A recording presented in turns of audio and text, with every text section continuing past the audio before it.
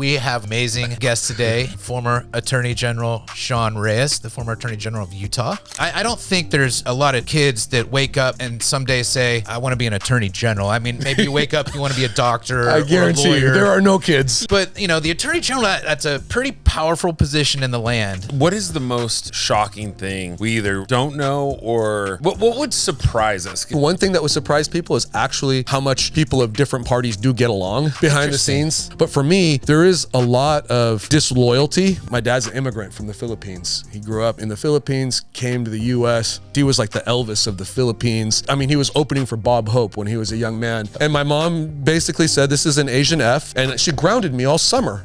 I was grounded, bro, for like an A-minus. for an A- in AP Calculus. If that was me, I would have never saw the light of day. Were you ever scared, nervous about, you're now seeing maybe a sophisticated criminal activity. Are you concerned if there's power there? I think primarily for my family. How do you think about making an impact, getting out of politics and saying, I have a lot more capital freedom? It's public-private partnerships, to me, are the magic sauce on how to solve our biggest issues. Storytelling, though, is interesting. That is a lost art.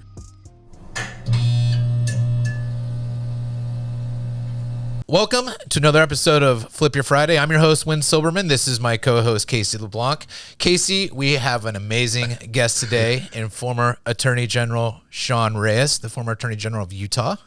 Sean, thank you very much for being here and taking some time to hang out with us, man. Bro, I'm so excited to be here. Yeah. Truly. Thanks, Casey. You are. Your energy already. Yeah. We were in the golf simulator earlier, and I was warming up. It's rare. It's rare that someone will just walk in and even close to match Casey's energy. So I knew when you came in with your golfing energy and your swing, which also matches Casey's swing. So it's about 90s, mid 90s, but yeah. So we should get along just fine. Yeah, that's right. But thank you for being here.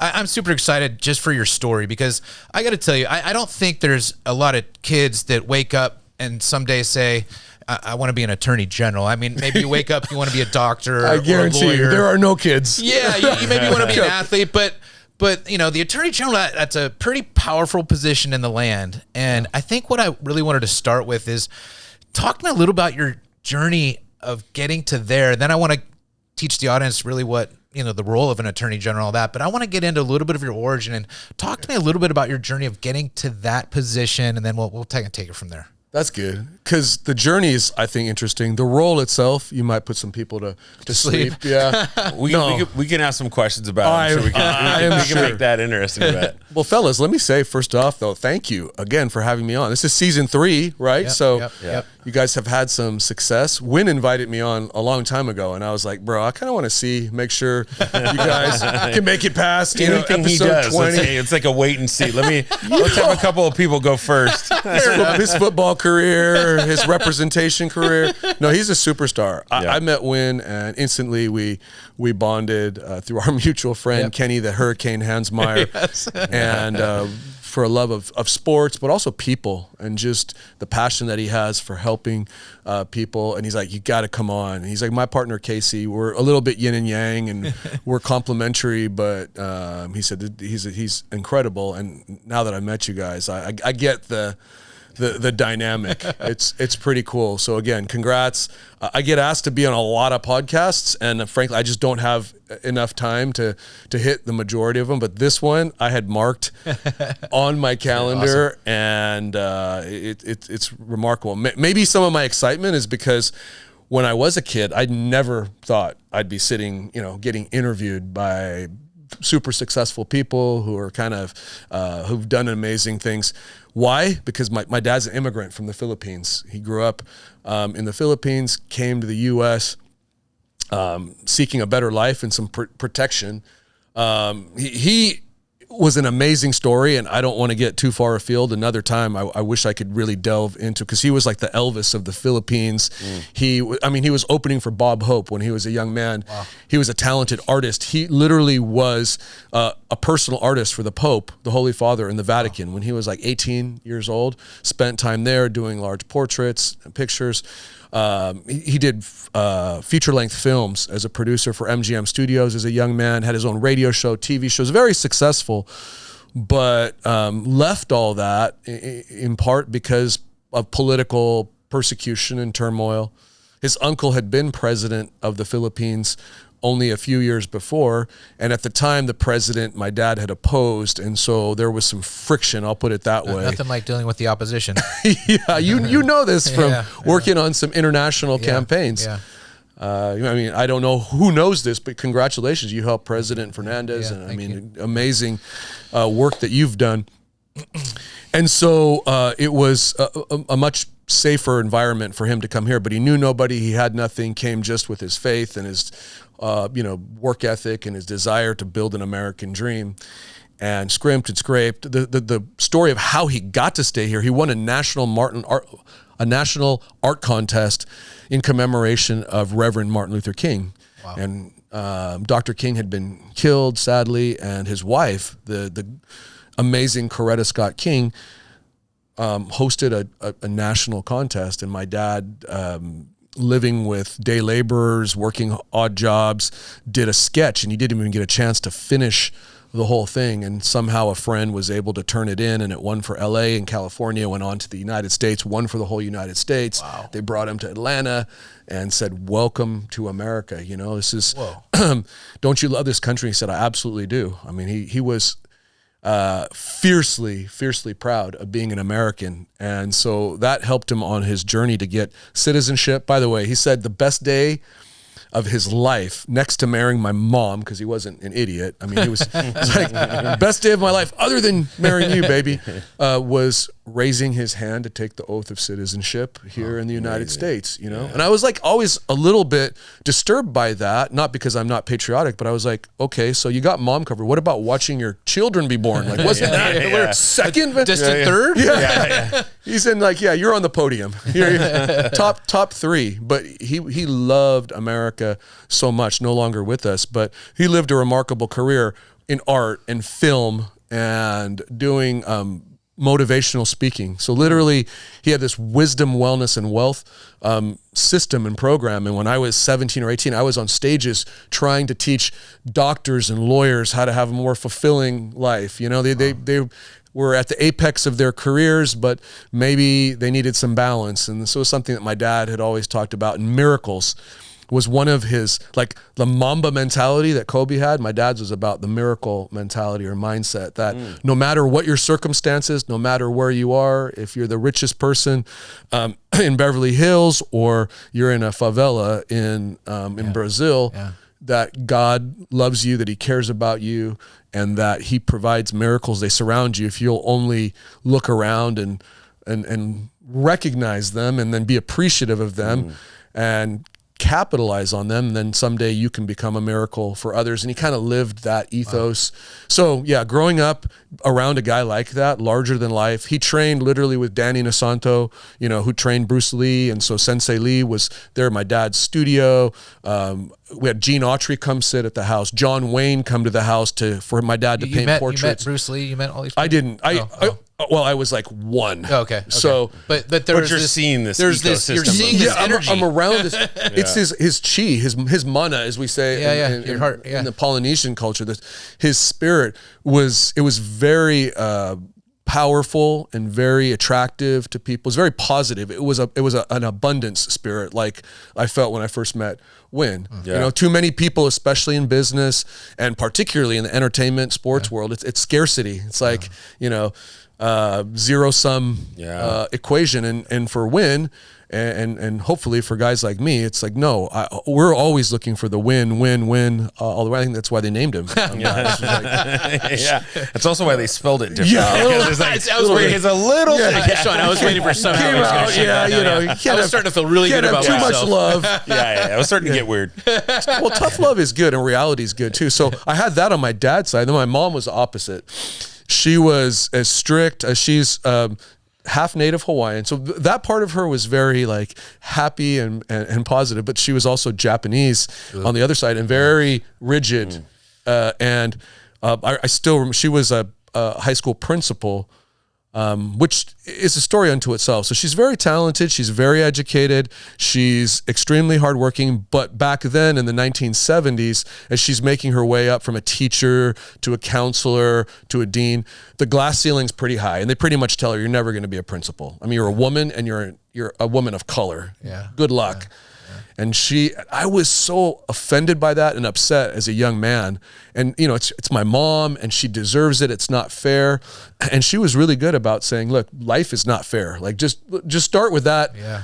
You know, that premise that things aren't going to be fair, but it's how you conduct yourself. It's the dignity that you display. I'm going to keep working as hard as there will come a time when I'll get a chance, and then you have to be ready for those opportunities and then blow the door down when it happens. So interestingly, she gets later on when I'm already in high school, a chance to be a principal. And she has a choice of a very affluent school, you know, like 1,000 AP programs and everybody's headed to Ivy League schools, or a last chance school. They call them alternative high schools. These are like, you've been kicked out of the normal system and they don't know what to do with you, so they have to house you somewhere. And she chose that. And I was like, Mom, like, what are you doing? Like, more entertaining? Yeah, well, certainly that. I mean, there was drama always. But the challenge to make a bigger impact? That was really her why. She's like, look, those other kids are going to be fine. Right. They've got great parents. They've got a great structure. They'll be successful. If I can change just one of these kids who's maybe doesn't have a father or mother, or who needs that stability in their life, then that's where I think I can make the most impact. That's what motivated her. And so she was, I remember one quick anecdote. She came home one time and said there was a drive-by shooting right outside of her school, and that many of her students kind of protected her. They formed like a human shield. They pushed her down and got on top of her to keep her safe. And I asked her, I was like, aren't those the same kids you're always like busting and like, you know, you're always riding and everything? And she's like, I was kind of surprised myself. I asked them after, like, why did you do that? And they said, well, because we love you. Like, you're the only one who actually cares about us. Like, we know that, like, we don't love that you're always riding us and that you're always trying to discipline us, but they respected that she was consistent and that they knew she cared. Yeah. And at the end of the day, too few of them had enough of that. They might have had one parent, or might have had one parent or one source of that validation. But my mom was like, look, if you study hard, I'll help you. I'll go to college. None of them had ever thought of that. And so she was inspirational in a different way than my dad, but personality so different. My dad could, he would ground me, and I'd be excited about that. He'd be like, son, this is the coolest thing. This is going to be great. So we're going to take away all your privileges, but I'll do this with you. Yeah. Like, he's like, I did worse stuff when I was a kid. I was way more, naughty, but look, you don't have to worry about your girlfriend or practice or any of that stuff. Let's just read a book, and I'm like, cool. Can you ground me longer, Dad? And then my mom, she'd give you a compliment and you'd be kind of feeling bad about, it's like, I don't know if that was good or bad. So perfect example. I got an A- in ninth grade in AP Calculus, mind you, right? I mean, this is a pretty heady class for a freshman in high school. And I actually had an A, a 94.7. But this still sticks with you. Miss Gregorian, trauma. She said, I remember Georgine Gregorian, may she rest in peace now, but she said, Sean, I'm going to teach you a lesson. Your life won't be over. I can tell you're kind of high strung and there's probably a lot of stress, but it won't be over if you get an A-. And I said, Miss Gregorian, yes, it will. No idea. Have you met my mom? Yeah. My life's over. Yep. And my mom basically said, this is an Asian F, an A-. And she grounded me all summer. I was grounded, bro, for an A- in AP Calculus. If that was me, I would have never saw the light of day. Let me ask you a question, because when you came in the room lights up. And as you kind of look through, you introduce yourself to everyone, you ask people's names, ask for a couple of questions. What is it, your mom or your dad's side of the family where you can engage like that and kind of control the room with the energy? So and I say the Hawaiian side, they're all entertainers. My mom came from an entertainment family, and because I couldn't sing really well, I mean really bad, they're professional singers. I couldn't dance. They were like, hey, what does Annette's kid do? Like, he talks a lot. They're like, well, put him in front of a mic. And so I ended up emceeing a lot of stuff and luau's and speeches. At what age are we talking? I'm talking like 6 or 7. Six, I mean, like literally. And this is where, what state? This is Big Island of Hawaii. So I grew up in LA, in Inglewood and Westchester, right there, right by the Forum, by Randy's Donuts. And then every summer we go home to Hawaii, where my mom's from. My mom was from a little town on the Big Island of Hawaii in North Kohala, very rural, where King Kamehameha Mo'i is from. By the way, if you haven't watched Jason Momoa's Chief of War, you've got to see it. It's amazing. And that's his homeland. That's where our family stayed. And so every summer I go from a very urban, kind of gang, drug infested area to then this very idyllic country environment. We worked hard. You get up at 5 o'clock in the morning. You worked. It's very communal. The native culture, the native Hawaiian culture, is very communal driven, and it's very connected. There's connectiveness there. There's implicit, profound connection that you learn it and then you are it. Yeah, also, you embody it. The two areas are much like your mom and your dad, right? Yeah. So fascinating. Yeah, it's all grounded in love, but very differently. Very, very different. So that Hawaiian side, certainly, to answer your question, Casey, has that sort of effervescent. I mean, you've ever been around Polynesians and the islands? They love to share their culture, but Filipinos are like that too. They're probably the most generous people. If you've ever met them out there, they're incredibly hospitable. My dad was the epitome of that. At the gas station, by the time he left, he had 10 new friends, and everybody was coming over for dinner at the house, and he was helping them with their problems. It was always about service and what can I do to help other people. And quite literally, when I was like starting as a baby, my dad would either tell us stories. He had an incredible imagination, or he would read like Og Mandino, Zig Ziglar, How to Win Friends and Influence People, hoping that we would, I think, soak it up by osmosis. Something would happen for you. But he was the living embodiment of it. So I think that caring about people to him was currency.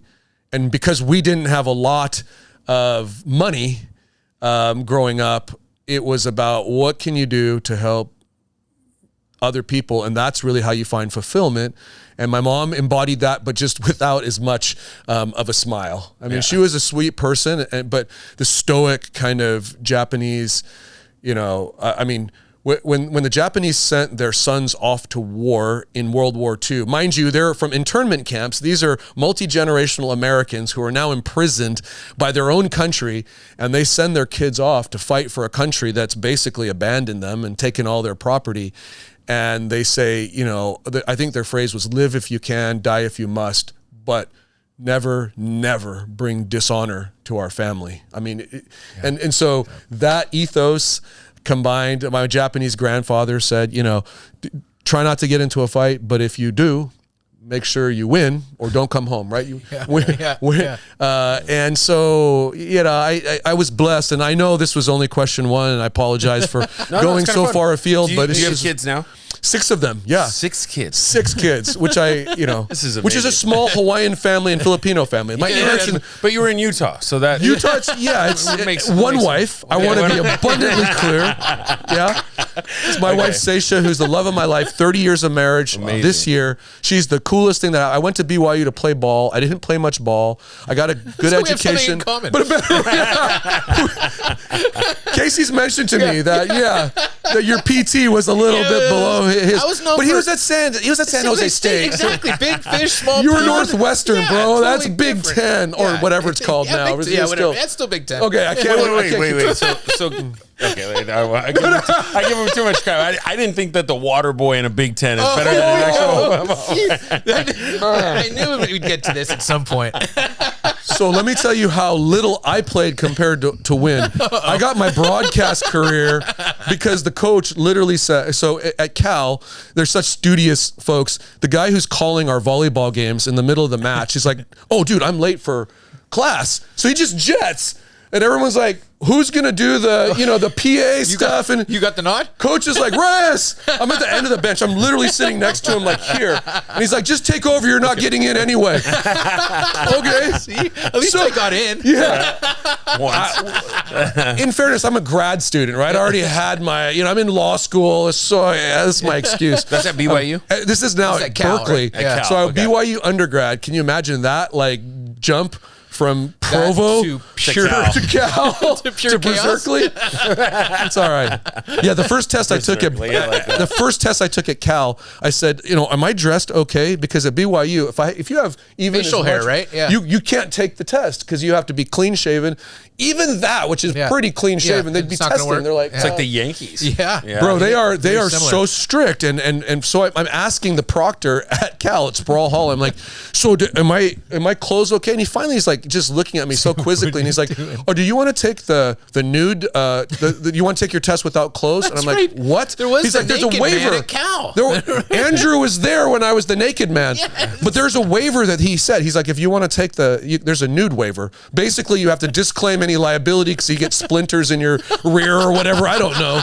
We would have been the guys that if we can't make a name for ourselves on the football field, we're just we're going to gonna win show. somehow. Also, too, if we're not very good at taking tests, I need something to distract everyone. Naked man was a little. I mean, no one wanted to. That was big news. Yeah. I mean, Or sometimes small news. Yeah, just depended on the wind. No one wanted to sit, in his seat in the next class. No. God forbid it was a long test. I don't know how I just careened off into all of that. The fact is that you did play a little bit. But So then like you I went on to Cal. I played a little.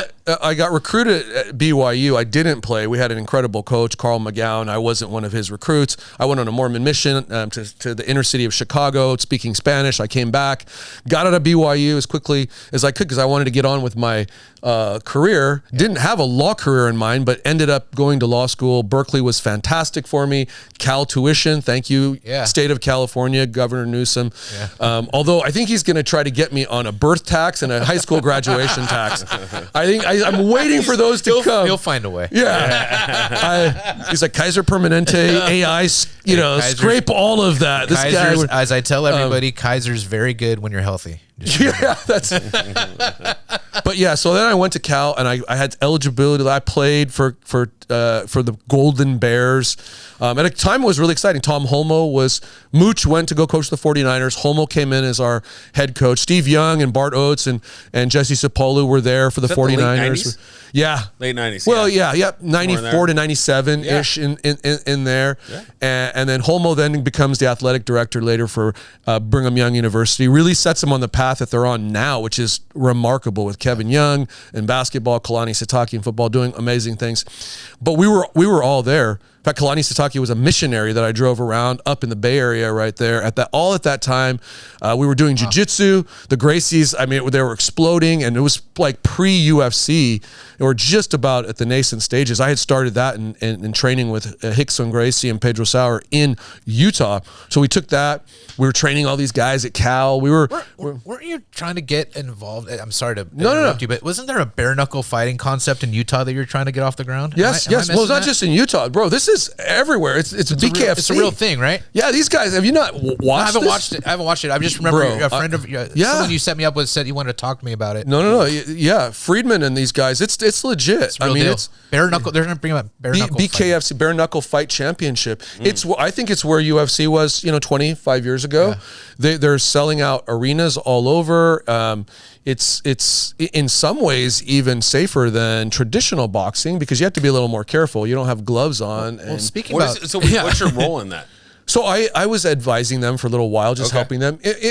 Unofficially, I was the attorney general at the time, right? Oh, got it. Okay. Because I'd run some businesses, helped run a venture fund. I knew a number of things. I was trying to make some introductions and get them. That's really well. Let's get there because it's really hard because you're a natural entrepreneur, right? And now when you step over to giving service to office, you there's things you have to there's rules. Sure. And so talk to me a little bit about getting to the attorney generalship, what that meant for you, what you thought it was going to be. Did it turn out exactly how it was going to be? What's going on here? It was a little bit shocking because we had never had in the state of Utah a statewide elected official from any community of color.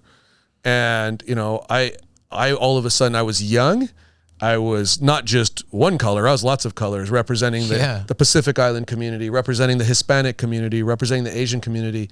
And to end up in that seat as young as I was without sort of waiting in line, I think I was too naive. I didn't play the political game. I didn't go through all the steps that one typically does in order to ascend to a position of that magnitude. I was just upset with some things and how they were happening, and said, I'm going to run. And before I knew it, in 2013, the governor, after my predecessor resigned, I was appointed, then I had to run right away for re-election, then another re-election, then another eventually. So I ended up getting better at understanding the political side of things. Sure. But coming in, I was very naive. What is the most shocking thing we either don't know, or what would surprise us? I mean, again, I think a lot of people know the political landscape, it can be dirty and a lot of things. Can you tell us a couple of things that would maybe be like, nobody knows about this? Wow. Yeah,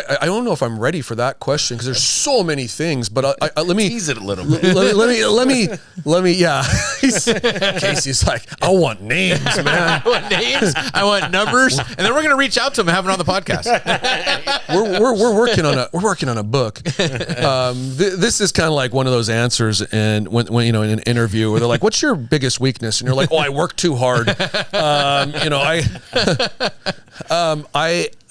I think one thing that would surprise people is actually how much people of different parties do get along behind the scenes. Just like personally. Yeah. And how congenial it can be. It certainly feels like they try to polarize the general population. Sure, the media does. The media does. Yeah. A fantastic job. Is that in state politics, or is that in federal politics, or both? Both. Yeah. Like, for example, I mean, you take, now it's gotten a little bit more tribal, admittedly, today than it was 20 years ago or 40 years ago. But you'll hear those stories about, like Senator Kennedy from a dynastic Democratic family in Orrin Hatch, a very conservative Republican, or at least what you would consider conservative back then. Yeah. I think conservative, being best friends and helping each other and being there for each other during, family problems and issues. I know, because I know a lot of the senators on both sides, that that's still the case. Now, there is a bit of kabuki theater in hearings, and you have to sort of perform to make sure that your base knows that you're fighting for what they want. But I think sometimes the base, riled up by social media, which is really easy. Social media has changed how we interact with each other, because it's kind of like being able to bomb people with drones. It's transformative psychology and warfare. Yeah. I mean, there are things that 99% of the time that are said on social media, no one would say face to face to another human being. Yeah. Because we all have that inner light in us, and we don't say stuff like that to they say others. Put your phone down and just live like a normal human, and that's the reality. Like this is awesome. We can disagree and respect each other. We can have different ideas. I love the concept that politics should be like the free market, right? The best products and services win. Win works harder than competitors, then athletes want him to represent them. Right. He treats them better. It ought to be whose ideas are the most meritorious. Let's put them in. Sean, but running for an election, I want to hit this right here. Yeah. You're capitalizing on something I'm so fascinated by. Running for office, though, if you're seen as one side of a party, do you, in a sense, have to, because of what you're trying to do for your career, have to almost sell your soul in a little bit of, look, if you have to kind of comply with who's going to vote you in, that may not be exactly who you are. But if you're a career politician, that concept of a career politician, does that not mean that you kind of have to loosen your soul at least a little bit in order to win? Yeah, I think there, look, part of the fundamental tenets of the foundation of our democratic system and our government was about compromise.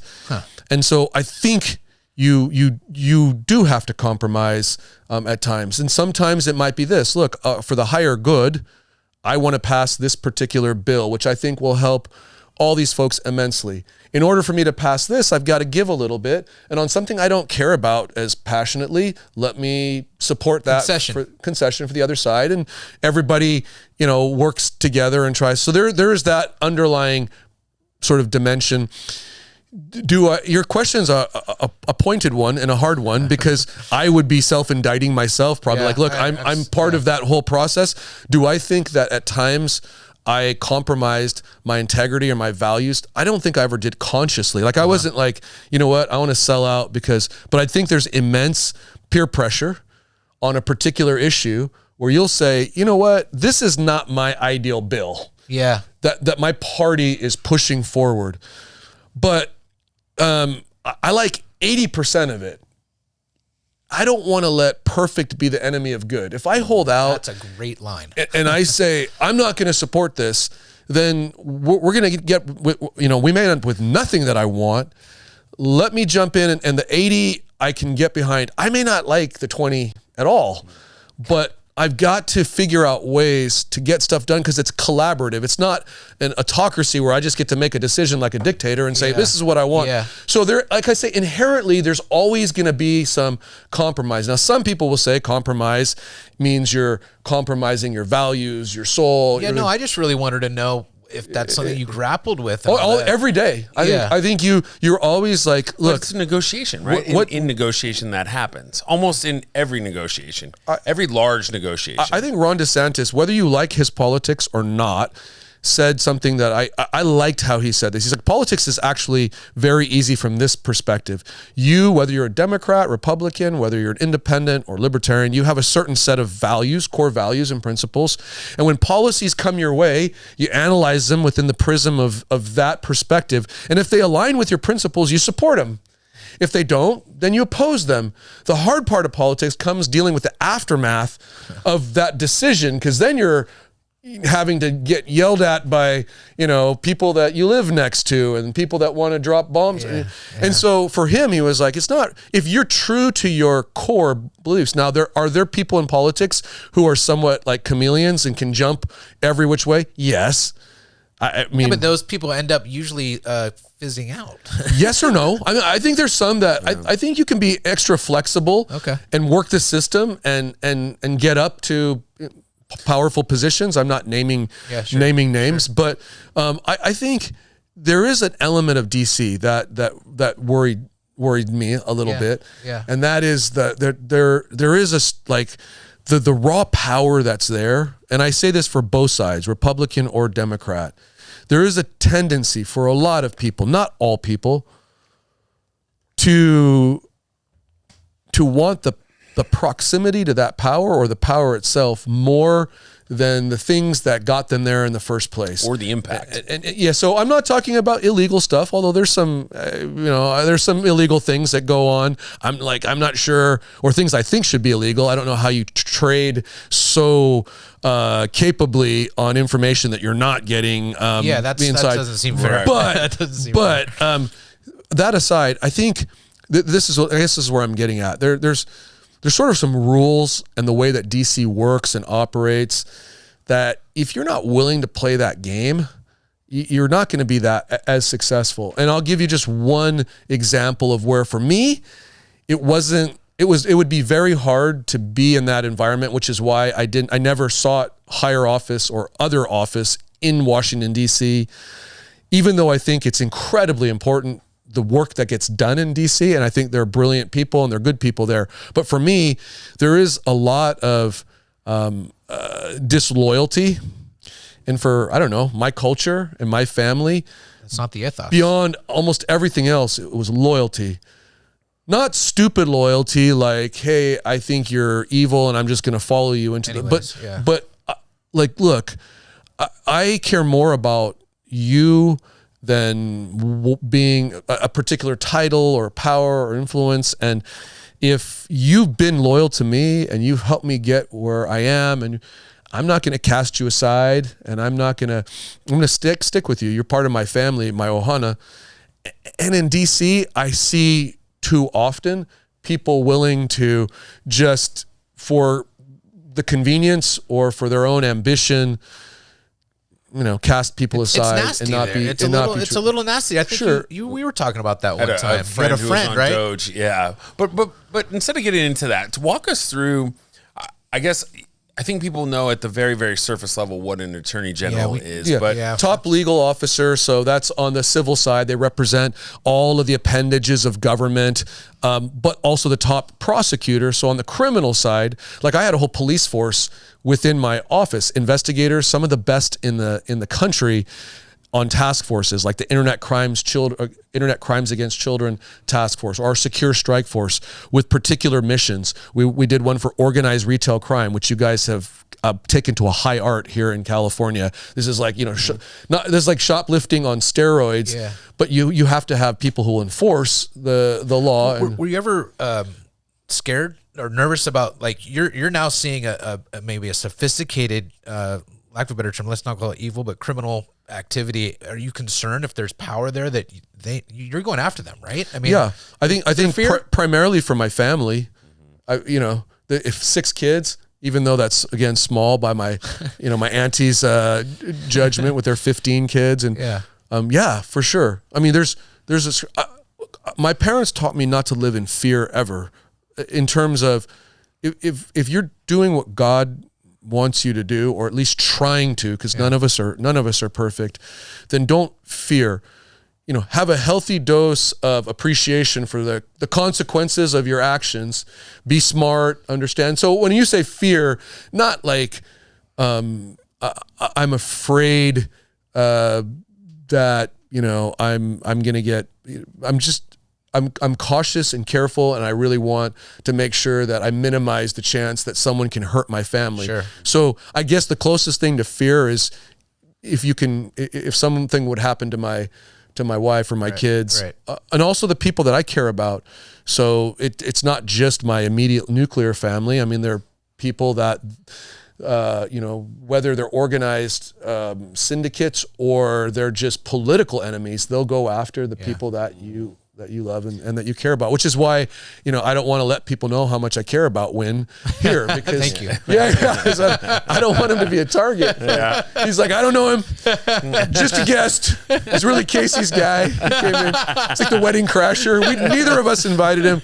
By the way, funny thing is my friend who brought me here, these two are having such an engaging conversation with him. I almost got swapped out. I almost got traded. It's like NBA draft night. There were some discussions. We were doing deals. We were doing deals in the green room over here. The deal through. Yeah. I was like, man, I didn't even get to put the jersey on yet. These guys have already traded me. Well, you're used to that, right? Yeah. We're like walking past. Excuse me, Sean. We're going to the studio. I'm telling you, man. Trust me, I was feeling it. Well, let me ask you. I think it's really interesting to be in that position of power. How were you thinking about the position? How do you take? I'd love to hear how many reports, how many people roll up to you, and then how you think out from a 10,000 foot view, and then how you manage your day. So what does that look like? I don't sleep, so I'm blessed with the mutant power to kind of function off of 3 or 4 hours of sleep. So that's helps. Work 18, 20-hour days sometimes, but in terms of the office, I will say, look. One of the other things about being AG that I really liked is it was less partisan than other political roles, because largely AGs are more like firefighters or law enforcement. I mean, at the end of the day, you just want the AG to, if you're a firefighter, if you want that person to come put out the fire, right? Evacuate your family, just execute your job, do it well. Yeah. And a lot of the functions of AG are not partisan. It's making sure that people are abiding by the rules and the regulations. And it seems from my perspective that the AGs tend to get, there's DAGA, there's RAGA, there's Republican AGs. I mean, generally there's not like right here in California, Rob Bonta, before him Javier Becerra, before Kamala Harris, another one of my colleagues. And we're cordial, we're congenial, but here's the other thing. We needed each other, because when a state went after a large opponent, say a massive social media company or a giant pharmaceutical who have almost unending resources, one state alone, it's not going to work. Even a state as big as California or New York. So they needed us smaller states, and we needed them, and we would pool resources, pool expertise, and we would go after. And I know this because I served on the leadership committees, or I was leading. Can you give our audience just a concept of a number on a civil case that you like? Sure. hundreds of billions of dollars that we would be asking for. Wow. So there, and again, those would get divided up to the different states. But I do want to say something about that, because especially in the context of like opioids, people are like, it doesn't matter if you got $1 trillion, it would never repay for the lives of my family member that was lost, or family members. And that's totally true. We were never trying to recover money to compensate for people's lost loved ones. Yeah. But we were trying to get enough money to send a message because that's the only language that they really understand. You hit their pocketbook, and then they start, their board wakes up, shareholders are like, hey, this is not going well. We need to do something different. And then the money that we do get, we invest wisely in terms of programs that might keep the next generation from, say, getting addicted or dealing with some of the mental behavioral challenges that they have with suicide or death by suicide, or help those who are currently in the cycle of addiction. So those are staggering numbers for most people, but to be honest, for many of those companies, that's like couch cushion money for what they generate. And so when the last cases I was doing before I left were against large social media. Now, I'm a little bit conflicted because I love social media. I came from that environment. Sure. I was general counsel for a tech company. I invested in tech companies. I'm in a state that is Silicon Slopes, very much supportive of tech innovation. Yet I saw firsthand the effect that these algorithms that they deployed had. And they're using very sophisticated science, which for many years they used, not these particular companies, but other companies would use, for example, to keep adults engaged in gaming. Dopamine hits. I mean, it's drugs. It's digital drugs. It's just the same sort of mentality. But now listen to this, guys. This is where it gets even more significant and severe. So you take what's already a very tried and true methodology for keeping people addicted to a particular action. Now it's not pulling a slot machine. It's looking at a reel or some kind of online posting. And then you layer AI on top of that, and that AI targets the particular interests of a child. They know what a child wants even before the child knows it. It's predictive. It's so predictive. And those two things together keep a lot of adults in an endless cycle of, I can't tell you how many times I watched a golf video, and then pretty soon I looked up and it's like an hour and a half later and I've watched 25, golf videos. It hasn't helped my golf, by the way. This is a great topic. Right. Yeah. It's very, very appropriate for the time that we're living in right now. AI being so new, you being in the position that you are currently in. Where does it sit today with regard to regulating? Because I think we learned a lot with social media, and it was not regulated for a long time, especially with kids. Yeah, we learned a lot, but too late. Exactly. So are we in the midst of doing the same exact thing? Yes and no. But AI is so much bigger and broader than social. That it's really hard, because you need a lot of experts to educate the lawmakers, and then you need lawmakers who are also motivated by sort of long-term policy, not short-term wins. Too often, and this is a criticism of our political system, although I'm not saying there's a better political system, it's just the reality. But when too much of our policy is driven by a 2-year cycle or a 4-year cycle, I got to get reelected, I've got to get back or retain power, then you're not necessarily picking the best long-term policies. And so AI, I think, is exhilarating and frightening. I've been saying this for over a decade. I was doing AI education stuff with my AG colleagues when I first came in office, and also blockchain and crypto. And when you meld the two, some really interesting they seem to go hand in hand. A lot of the time. And by the way, any technology can be abused. Any technology can be used in nefarious ways by the wrong people. So I'm not the type who's like, oh, we got to kill this, we got to kill that, because of we need to do a better job making sure that the technology has guardrails. I think, to your point, Casey, either built in or that we enforce as a society, right? You can either force the company to do it and build in sort of internal guardrails, or society can be enough pressure or exert enough pressure to say, look, we're just not going to tolerate. It's just, are they smart enough, right? Because I think at the point of I'm a free market guy. Yeah. I always will be, right? As an entrepreneur, it's hard for me to say, oh, we need government regulation. We need the government to do anything. And I think there's a balance, right? You don't need government to over-regulate, but government has to put some signposts up. Because I think AI poses such a unique risk, something that I don't think we've seen before, with the advent of the internet or this is monumental. Media. This is monumental. This is like singularity level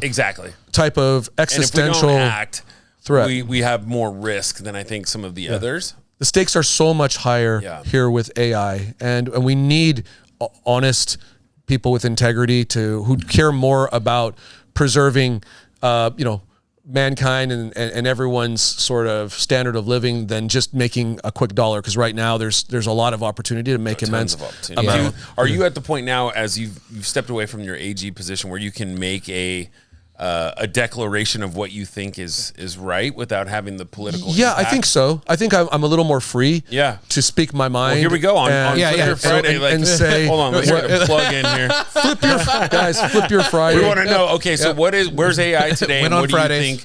What do you think the future looks like in the maybe short, medium, and long term? Well, again, AI is such a complex, multi-layered, multifaceted. It's hard to sort of break it down into sound bites, and that's one of the challenges. Everybody kind of wants, like, hey, what's your soundbite answer? And it's so much more complex than that. I think China, whether you view them as an outright enemy or a rival, clearly they're our main competitor for AI right now. And I have heard so many conflicting opinions from the world's greatest AI experts, right? Of which I'm not. And so it's hard to know, because some will say, oh, you know what, no matter how much of an advantage China has in this context, the US still excels and exceeds in all these other places. Then if you listen to others, it's like, oh no, we're losing our grip here and there in our position.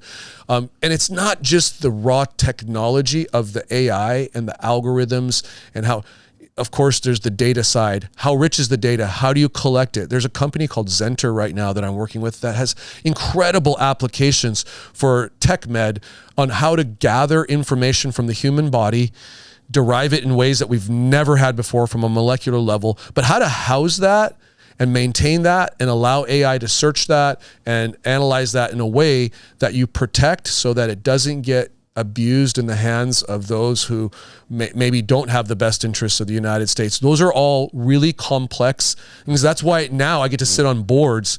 And in many ways, one of the significant reasons I left office, because I could have stayed and could have run and could have, I believe, stayed there for as long as I wanted, is that I think I can do much more. I'm armed with the information and the understanding that I have there, but now being free to work with those who provide the capital, those who can help me harness the collective minds of a lot of genius to build proper AI models or take proper AI models and combine them in a way that will continue to give us an advantage and an edge over our rivals. Something I really want to do. But that's just the AI side. There's energy, and energy is a significant component. All the AI in the world does nothing if you don't have the energy to power it. We were just talking about that's a deficit that we have in the oil US. and gas is one of them. I'm big into energy. Yeah, data centers, energy. These are all areas that I'm working on. I mean, look at FERC. FERC, there are regulators over our grid, and they're like, our grid's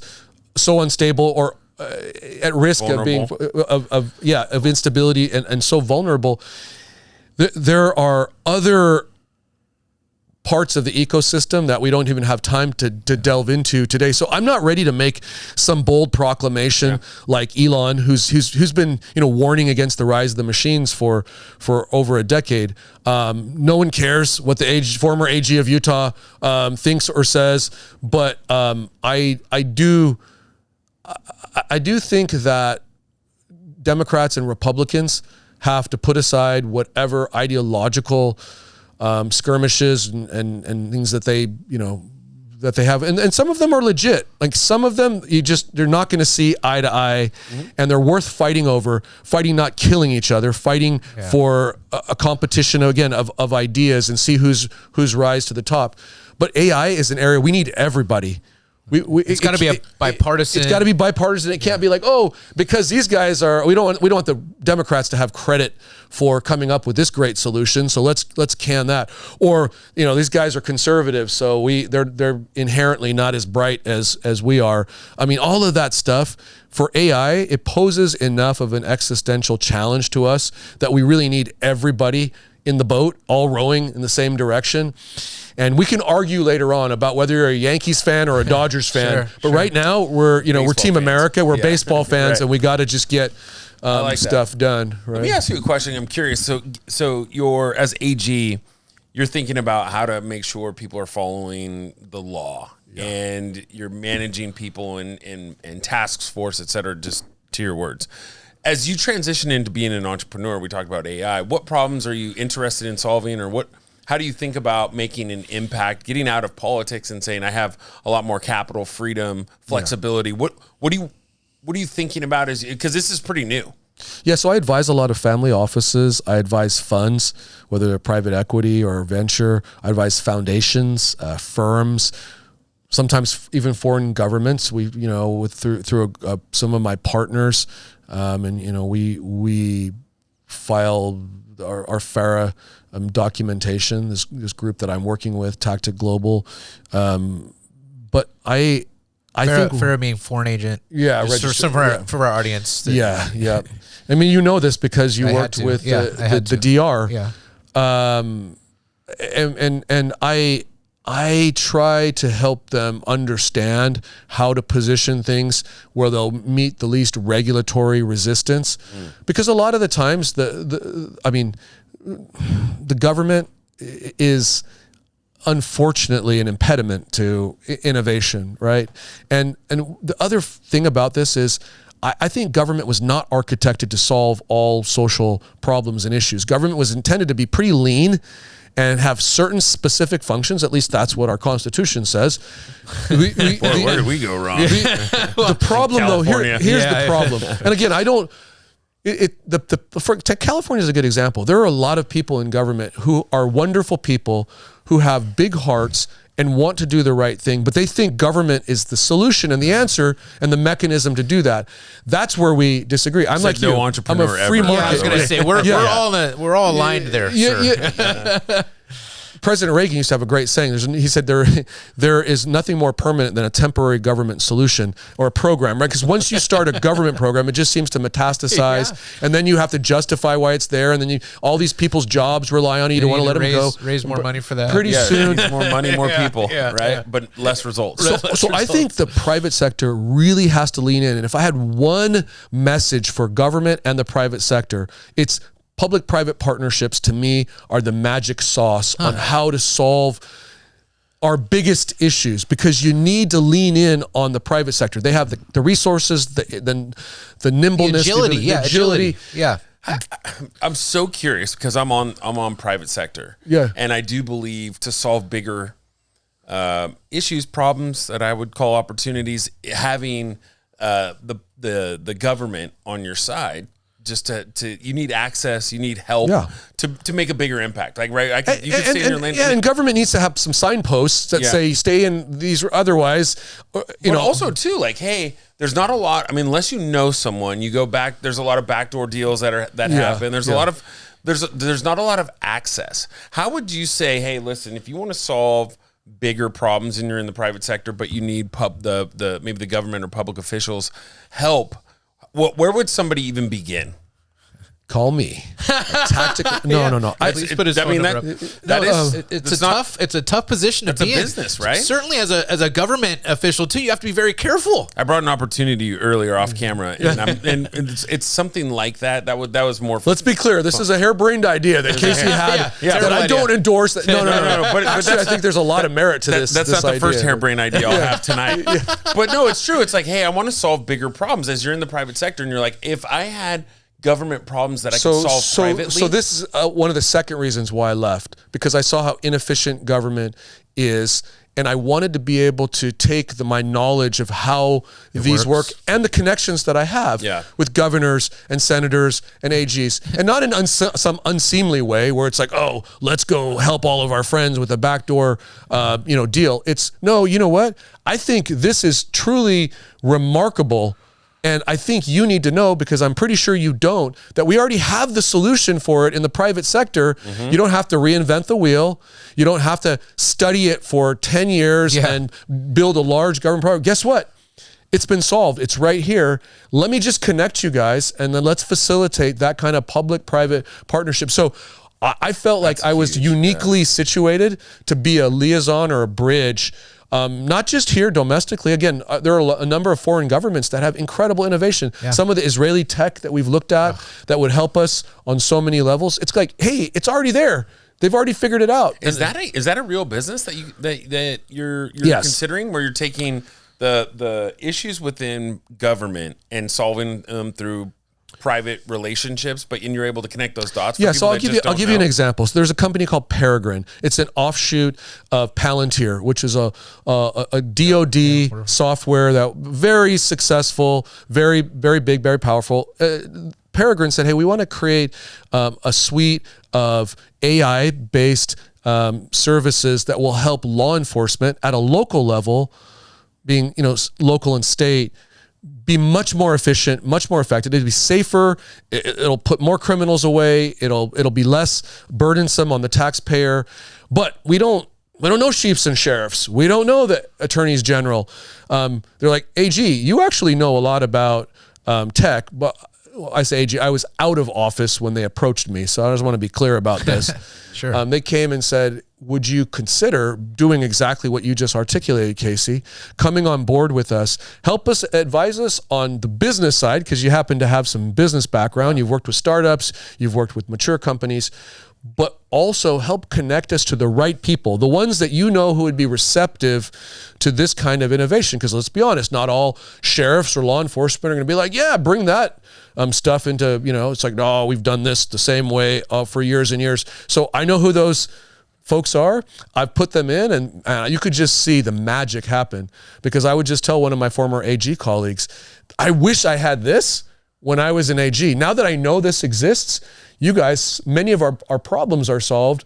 I'll put you together. You figure out what you need from them. And it's just like, it's amazing. But those connections would have never happened had I not, you can solve a lot of problems like that. There's homelessness. There's, real estate deals all over town that can and should be done to generate homelessness. Is another one of those. Exactly. Yeah, it's a really difficult nut to crack. It is a difficult nut to crack, but they never instill the genius of the private sector. They want to solve a lot of it through raising more money. It's always throwing more money at it, not necessarily getting all the ideas on the table. It's a lot of politicians that are solving the problem. I wish there were more opportunities. You guys create a second podcast and just have political folks or public figures come with entrepreneurs. Yeah, I created several of those conferences and summits for my colleagues, because I wanted them to sit with founders, hear their stories, hear their solutions, because there's sort of an inherent distrust from state and federal regulators. Totally. A lot of them, absolutely, unfortunately believe that if you're a successful businessman, profitable, then you must have cheated somehow. Exactly. And it's their job to just go root around and figure out, and they're like, by golly, if I look at everything for the last 10 years, I'm going to find some minute thing and then I'm going to shut them down. And you're like, no, that's not what government was supposed to be for. Government should be like, hey, I just have this problem. I need one of you guys to help me solve it. Well, Shark Tank. Yeah. Well, Shark Tank it. Government comes up with a problem, which they have plenty of. And then you bring in and you go through this vetting process that you be the judge with a panel, and then you have to get to the final stages, and then the public can vote on television, where the winner is based on the public. I like public. it. The public votes. This is a real thing. This is good. No, you vote by calling in or voting text or whatever. Yeah. It's a new reality show. Ernie will. Yeah, let's. You got the whole team right here. You want to talk about making an impact? It's private sector, solutions with public problems. Yeah, and I think, again, that public-private, if it's done the right way, and I understand the skepticism of some, if you let the private sector interact too closely with Are you worried about 1984? I mean, well, yes. Well, there's that. Also, it's just there's some. They're worried that there'll be too much graft and influence of the wrong kind. But I'm convinced that that's really the only way to solve a lot of these big problems. I'm in the private sector and I'm in a lot of different industries, and I find the unscrupulous actors to be such a small percentage. So the perception that because you make profit or you have success, that happens to a scale it's immaterial. I mean, truly is immaterial. And it just feels like there's a better connection that could be made to solve real issues and see progress over perfection or over some of the the way that we're looking at this. I would get rid of most government offices and agencies because I think a lot of them are actually hindrances or the opposite of what they're supposed to do. But if we created a truly government office of innovation like they do in the UAE and others. By the way, when I speak in Dubai, their minister of AI actually has exited 3 AI companies. He's knowledgeable. That's really cool. Not here where it's like, again, no offense to particular senators or congressmen, but it's like, man, you know nothing about this topic. Really don't get it. And you're regulating us, and you're and again, that's on all sides. And so I'm glad that I'm so happy to be back with my family, be back in the private sector with a healthy respect for and love for my friends who stay slogging it out in politics, because you said it's blood sport, and more and more difficult today on both sides because of things like lawfare, where you can just sue a person into oblivion or make up stuff. Social media might or be the media can use deep right? fakes and audio clones. And everybody's get worse guilty and worse. before. There are not that many incentives left for really good people. It's scary to go into government, right? How scary is it? You make no money. Why would in fact, you? you lose. Why would you? You become half of the population. You're hated by 50. 49% people hate you. A pincushion, and then 50%. and then the other 50 hate you the next year. Right. It's like it's not even consistent, right? It's like the Rock. You can't win, Rocky. But I love that. No, I'm glad you guys had me on here, and please let me come back, man. I want to come back, and when you. No, this was awesome. I think this is a good time to kind of wrap it up because we have plenty of things to do afterwards too. But Sean, I just wanted to say thank you very much for the time and just your honest answers, and I'm sorry if I put you on the spot or anything, but I always he's wanted a politician. Are you kidding me? He's the most trained. He's like a freaking Navy SEAL when it comes to really questions. Good. He does kung fu. What do they say? Is this true? Said it's not the question you asked me; it's the question I want to answer, or something like that. So that I didn't. When you first get into politics, as a communicator, you're trying to answer the question that they ask. Right. I mean, and you're like having this sincere dialogue, and you realize soon that is not the way to do that. Not a good strategy. Yeah. And so eventually you migrate over to, you know what? I don't care what they ask. I'm going to have an agenda. Before we've never done this before. I don't want to cut because I think that this is so interesting how engaging, and you tell a story, and you said you've been doing this since you were 6. So I think we could tie it and end with this, and you go as long as you want, but be as detailed as you'd like. But taking from the parent to where you are today with all of your experience in between, walk us through the storytelling and the engagement side of how you. Oh, wow. Just like your persona. I mean, it's so engaging. Like the stories, you're kind of at the edge of your seat. Like this whole. Like, I wish you could have just kept talking and we could have just shut the fuck up. Although we're just not very good at that. Yeah. But you're it's so very bad impressive. At it. And so I just love how you think about that over the years and then where you are today. And I'm in awe and really just impressed by that whole thing. So I'd love to hear how you think about that. Oh, man. Casey, all the flowers are appreciated. So storytelling, though, it's interesting. That is a lost art that I think people, I've taught a lot of entrepreneurs different things, and one of them I like to talk about is storytelling. Of course, it came in handy when you're telling a jury about a particular set of circumstances, right? And at the end of the day, they're not really as focused on the law or the facts. It's a particular story that they can connect to emotionally and understand. And so if they can understand that your client whether it's the defense or you're prosecuting, they put themselves in their shoes and they feel the emotion of it. That's something that I think intuitively from a storyteller like my father, it just handed down. My mom's side in Hawaii, again, it's that literally. So interestingly, in the culture of the Polynesian islands, you have like an administrative chief, the chief who, makes the final decision about how many pigs we kill for the luau. I'm being facetious, but there's another chief. He's the talking chief, and so you actually have two distinct roles of leadership. Understanding that the chief who's really good at governing may not be the best communicator, but then there's the talking chief who inspires and reminds the people who they are, where they came from, the vision of where they want to go. And so as I teach young entrepreneurs and leaders, I talk about, storytelling. I think it's an important skill set to develop, especially with the workforce. If you're a CEO, you want to have a vision and you want to be able to articulate that in a way that's inspirational to your folks so they understand the why. It's got to be connective. And it's got to be, I love that connectivity that you keep coming back to. Are there pillars to the storytelling that you are anchored in, whether through family or whether learned? Yeah. I mean, and when you say pillars, I mean, there are some stories that became kind of living examples to me. Okay. They were incredible, like miraculous stories that I'm putting together a book in an ode to my father on miracles, which are, some of the things that I've been able to see or do sometimes in a far off land, rescuing, men and women or children from human trafficking in very, very high pressure, dangerous circumstances.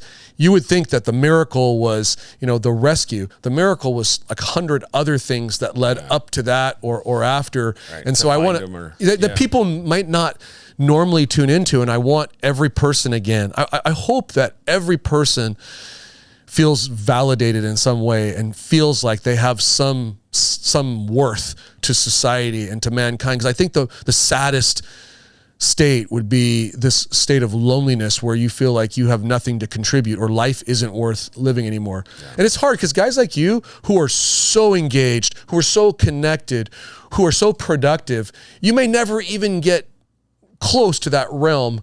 But there are a lot of people, sadly, in the world today, many who look happy on the outside externally, who are suffering. Well, and social media, as we've talked about, is manifesting, and COVID was a big manifestation. Isolation. So with these miracles, it's like, look, no matter what's happening to you, I love that. Life is still worth living, and it's still awesome. Yeah. And there's still the old adage about, with somebody's shoveling, horse manure, and they're like, with all this manure, there's got to be a pony in here somewhere. That optimism was like my dad, he was effervescent almost in that sense. So two stories, and you can cut me off or you can edit it out. But one story I love from my mom's side, and when you're a poor kid growing up in inner city and there's not a lot materially, you kind of have to hearken back to my parents and say, but you come from royal lineage, spiritually, from a God, that's our faith belief.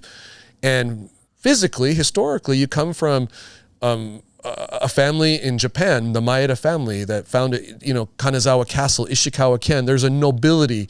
So maybe right now we don't have a lot materially, but you have an inherent nobility. Live up to that, honor that, be that. And so they would tell stories. So one story that I think Chief of War, this Momoa series, will kind of try to treat is there is a key battle in Kamehameha, who was a young chief. Now, he wasn't even the high ali'i. He was a lower ranked nobility. But there had been a prophecy about this king that would come and unite the Hawaiian Islands and topple the other more powerful, more high-bred chiefs. And this was Kamehameha's, he felt like it was his destiny. And there's all sorts of stories about how he's coming up. But cutting to the chase, on Maui was the most powerful chief, or the chief of Maui was the most powerful of Kamehameha's uncles, cousins. And Kamehameha invaded Maui, and in the Battle of Iao Valley, so Iao is just large outcropping that looks like a needle, he attacks the Maui forces, and he's outnumbered severely. Maui's defending its home turf, right? So it's like a football game. Yeah. So you're in our house. Yeah. They've got all the fans. Maui's got the high ground. They're just raining stuff down on these poor troops of Kamehameha. But so his generals come to him and say, hey, boss, maybe we retreat and live to fight another day. We come back. And Kamehameha says to them, he says to his male warriors and his female warriors, I mean, they had, just like the show depicts, female warriors. And he says to them in native Hawaiian, he says, Imua, which is come forward, Imua e napoki'i, e ina ikawai ava ava, which is the first part of a long speech to say, my brothers and sisters, let us taste of the bitter waters of battle. He's like, there's going to be casualties. This is going to be difficult. But he said, this is our destiny. And there's no turning back. And we must go forward. Come together united, we'll be victorious. And he goes in and he routs the Maui chief and his warriors, and goes on because of that victory to unite the Hawaiian Islands. And, people dispute whether it was fair or not. Was he using muskets or not? Doesn't really matter. The story is about feeling like you have a destiny and feeling like God has a purpose for you, and that you recognize that and you live up to that. And so for me and my family, it was always like, if you chase money or title or influence, you'll never have enough. If you chase service, you'll feel that all the time. You'll be satisfied. There's a saying about this certain type of food doesn't fill your stomach, but service and connectivity, that does. Be belly full, but you're hungry. Yeah. So the other one from my dad's side, because I don't want the Filipinos. Right. My Filipinos, they'll call me up like, I watched your interview. You didn't talk about us. Okay. So my dad's uncle was a great president, maybe the greatest ever in the history of the Philippines. I said maybe. I don't want the current president or anyone else to get mad at me. Ramon Magsaysay, he had served in the Philippine army against the Japanese, hand in hand with the United States. He's there with General MacArthur in the picture in Leyte Gulf when MacArthur comes back to liberate the Philippines. He's standing there with Omar Bradley. He's there. He becomes a congressman, minister of defense, and then he runs and becomes a wildly popular president. He's credited with destroying the communists, but really he didn't destroy them with physical might or power. He was such a compassionate guy. He'd grown up on the poor side of my family. Little secret, my family's related on like all sides in the Philippines. He grew up, there was a billionaire side. He was a mechanic for jeepneys, and because of his white collar background, I think he never forgot who he was, even when he was the president. He said the way to overcome the communists is to not try to kill them. And we've been trying that for years. They're strong. It's to make their lives good enough that they don't want to, fight with us anymore. And so he deeded them lands and opportunities and jobs. And they were like, great. But before that happened, they tried to take him out. The communists had sent, I think there are like 21 documented attempts on his life. These are like times that they failed. So he's kind of living a magical life. They're trying to shoot him, poison him. They can't get him. So the communists send in one of their most hardened assassins. And he trains for like a year. This is by his own account later on. He says, my only mission is to go in and take out the president.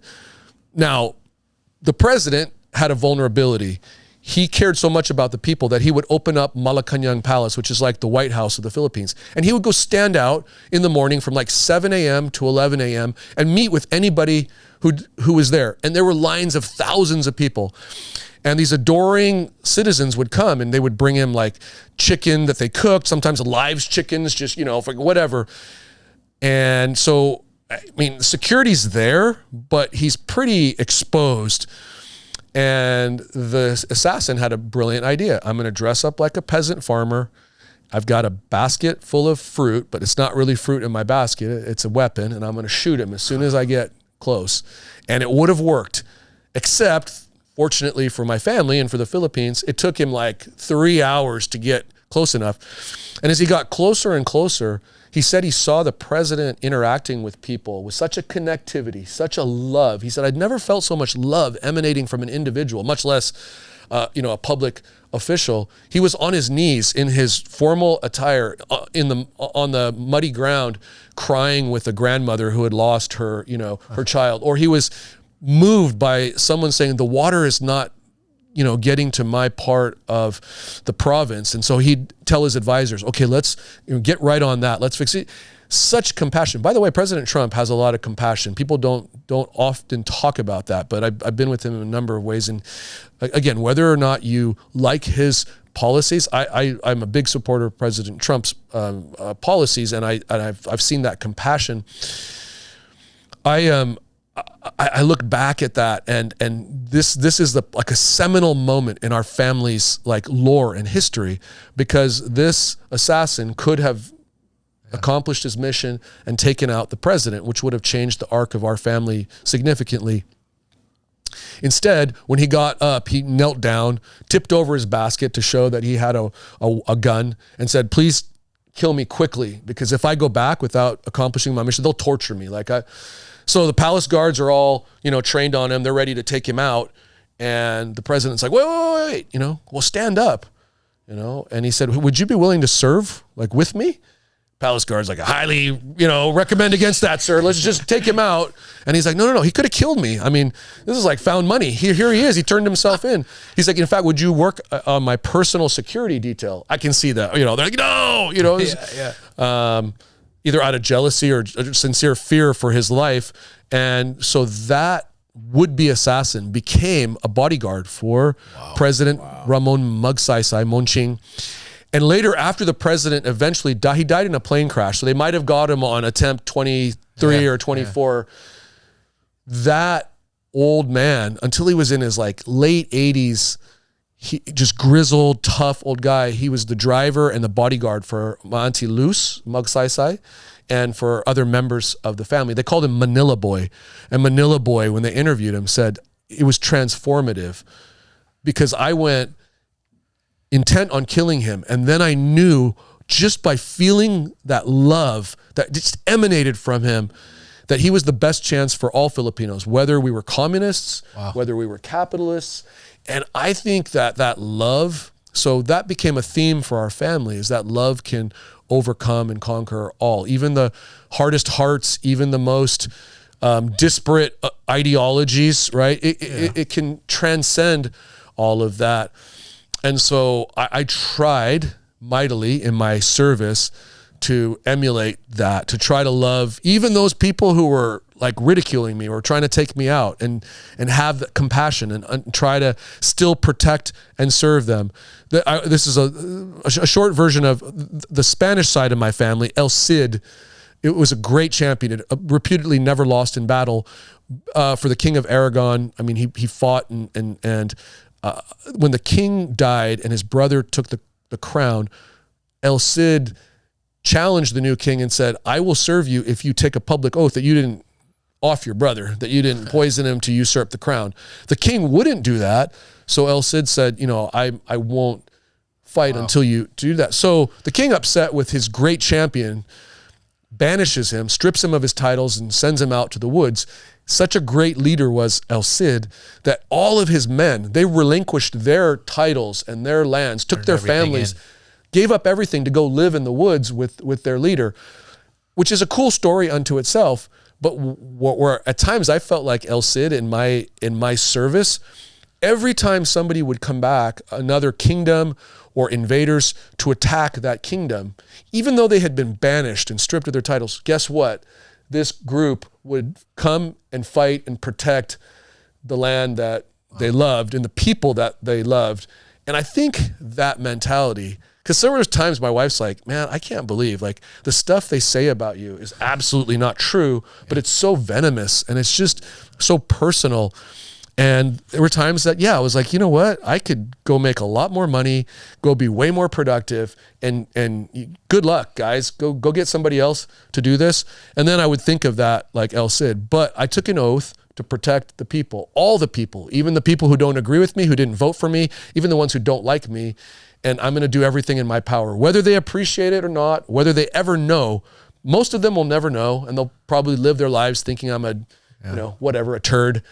But in my heart and between me and God, I know I made a commitment. I lived up to it. It was honorable, like my mom's, Japanese, don't bring dishonor. It was the love that my dad's family, was like, we have to, you have to have that kind of love, especially when you have that much power and influence. So much responsibility comes with that power. And hopefully now I can harness all that, bring it into the private sector, and keep telling stories that will inspire people and connect them, bring them. Love as being the catalyst to connectivity and success. And may we wish you success in your next venture. And thank you for that. Those are incredible stories. Yeah. Where you pull things from a leadership perspective, from a communication, all in a story. Multiple stories. Yeah. In a story, different things right? you can pull through story. that hopefully everyone can pull something from each one of those. Because I think you served your time in the public office, and now it's transitioning into the private, but no less impact. So I thank you for those stories. That was amazing. That was awesome. Yeah. And you know what? I think we're wrapping up now because that was awesome. Yeah. That was really cool. Yeah. Thank you so much for being here. Thank you for talking story a little bit. Talking story. Sharing. Yeah. Shaka. And that's a wrap. That's a wrap for us.